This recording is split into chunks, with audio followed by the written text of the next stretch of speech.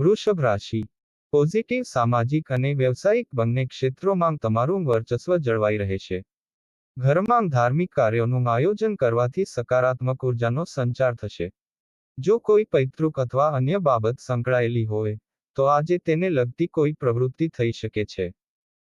Negative જો કોઈ સમસ્યા કે અવરોધ આવે તો નકારાત્મક વિચારોને તમારા પર હાવી ન થવા દો અને તમારા લક્ષ્યને પ્રાપ્ત કરવા માટે પાછા આવો. માતા પિતાએ તેમના બાળકોને આત્મવિશ્વાસ જાળવવામાં મદદ કરવી જોઈએ.